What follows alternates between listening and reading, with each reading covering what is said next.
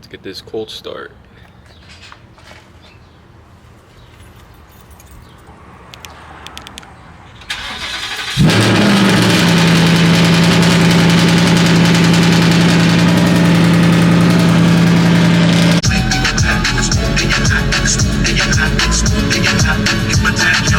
Ladies and gentlemen, it is June 23rd, Monday. It is about to be 2 p.m. right now. About to go hit legs today.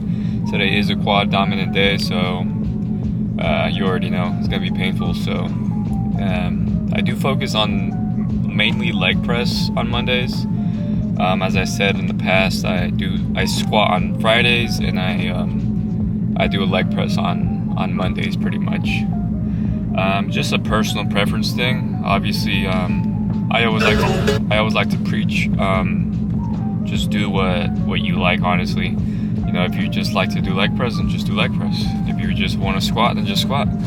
But not much really else to it. About to head over there right now. It is about a 20-minute drive currently, so not too terrible. But it is pretty hot right now currently. Not as hot as I was complaining about like last week, but let's see what it's like right now.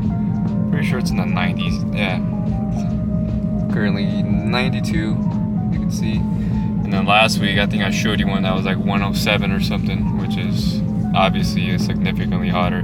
Even if it's like a 10-degree difference, it's crazy like the difference it is. But to be fair, I do live in the desert here in Vegas, so it is a desert, Nevada.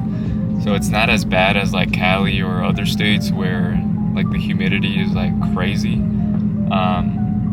But it is pretty like scorching sometimes, the heat, and it is tough to be outside sometimes. But pretty much today, worked in the morning, my morning job, and then worked a little bit on my car, ended up re-oiling my cold air intake. I'll try to get a clip of that afterwards, just because I already have the car and everything. So yeah, pretty much did that. I pretty much cleared it out yesterday, cleaned it up, and then I had to let it dry overnight. And then this morning around 10 a.m. pretty much re-oiled it, let it dry up a little bit, reinstalled it, and then that's it. Pretty much pretty easy.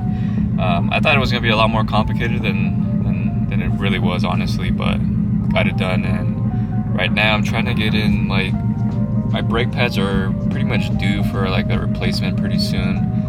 And then I do need to change up I do need to get like a trans flush, so need to get that in so I can get those shifts shifting smoothly. This is a 10R80, so it's like hit or miss, like the shifting and whatnot. It's I would say in terms of out of 10, I'd say it's like I'd say performance wise it's probably like closer to a 9. But in terms of reliability, I'd say like a 7. A lot of people have a lot of issues with these, specifically like in the first 2 gears. It tends to like kind of hesitate or jolt or like skip a gear almost. But in terms of like when you're really getting down, like on the freeway, on the highway or whatever, like it's pretty steady and it's fun. It shifts nice, and it sounds amazing, honestly. I've been trying to get like clips of it. It's just really difficult because, like, you know, I'll be holding my camera in the middle of the highway. So if either I have someone with me, or maybe I'll get like those Meta glasses, or maybe like a GoPro, strap that to my forehead, or maybe even get like that Insta360 to put on the back of the car so you guys could get a view. Maybe we'll do that, actually. That sounds cool, because that way you could get like the exhaust note in there. You guys get a better look at my car. I am also trying to get like a drag pack, but I'm really contemplating it. I don't know if I should or not, but I guess we'll see. But I'll keep you guys updated, and I'll see you after the workout. Ladies and gentlemen, workout has been completed. Currently in the car. It's warming back up, but obviously because it's so hot, it doesn't take very long. But today we're gonna try to keep it as short as possible, because I have about 9% now left on my camera. So anyways, today we're pretty much gonna finalize the favorite exercises kind of concept. And today we're going to talk about my favorite shoulder exercises. So without further ado, at number 1, it is a dumbbell shoulder press of any kind, really. Typically I like to have like a slight incline. I don't like to be straight up and down. I don't like the bench straight up and down. It just, for me, I like it a slight incline. I get a better contraction, better range of motion. It's just preference, but like I said in the past, if you like it straight up and down, go ahead, do it.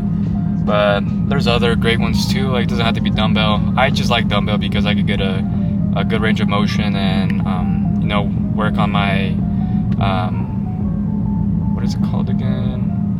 I'm drawing a blank, but stabilizer muscles. There you go. So stabilizer muscles are obviously, as the name suggests, they keep you stable. So they're things that you don't really think about a lot, but they're very important, especially when you're doing any kind of heavy movements such as compounds, whatever it is, like a squat, bench, you name it. But these muscles, I'll give some examples, are things like rear delts, your hip muscles. So what is it? Your abductors, adductors. So if you ever seen like a lot of females using that machine that you pretty much spread your legs open and then close them, those are really important muscles to work that a lot of people don't really think about, because you hit them a lot, obviously, when you're doing compounds, but it's really good to include some side work on them to strengthen them up. But like I said, when you're doing compounds, you're working them secondarily. Obviously, primarily you're using the main muscle group. So in a dumbbell shoulder press, you're primarily using the front head, but obviously you get a little bit of rear delt activation, a slight bit of side delt activation, but it's mainly front delt. But you obviously get your tricep activation there. You have your core involved, and yeah, you have to keep stable because they're dumbbells, obviously. But number 2 is any kind of lateral raise. So this is your bread and butter for side delt. If you're trying to grow them, I'll keep it as simple as possible.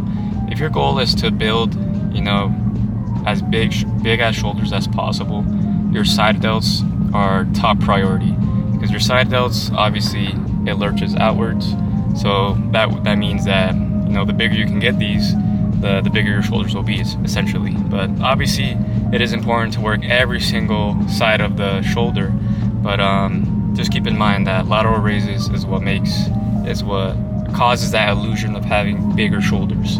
But lateral raises of any kind, dumbbells, whether it's a machine, whatever it is, really, cables is a great alternative to lateral raise. Whatever you really like, and I personally like to have different variations. Like I said in the past video, try to hit a muscle group in different ways.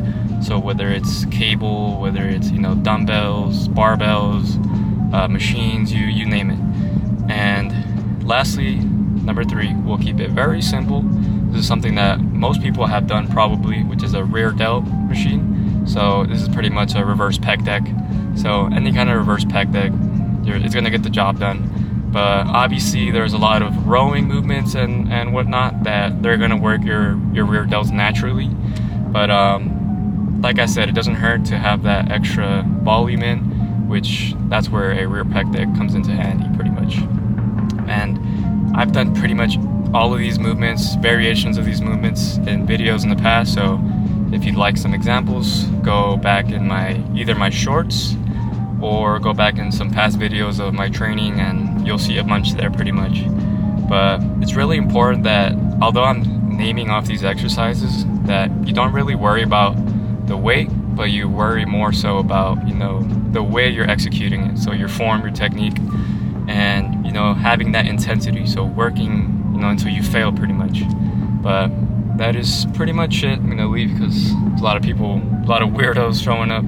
But please leave a like, subscribe, comment, and share if possible. And follow me on TikTok and Instagram. And have a good one.